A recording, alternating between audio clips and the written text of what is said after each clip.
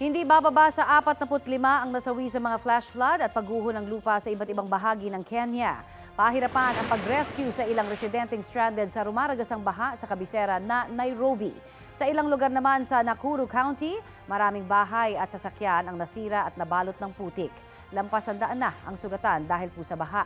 Ayon sa Kenyan Ministry of Water, nabarahan ng debris ang isang river tunnel kaya nagbaha. Noong pong nakaraang buwan pa, binabaha ang Kenya dahil sa mga pag-uulang posibleng epekto ng climate change. Nasa 185,000 na residente na po ang nawalan ng tirahan. Kapuso, para sa mga maiinit na balita, mag-subscribe sa GMA Integrated News sa YouTube. Sa mga kapuso naman abroad, subaybayan nyo kami sa GMA Pinoy TV at sa www.gmanews.tv.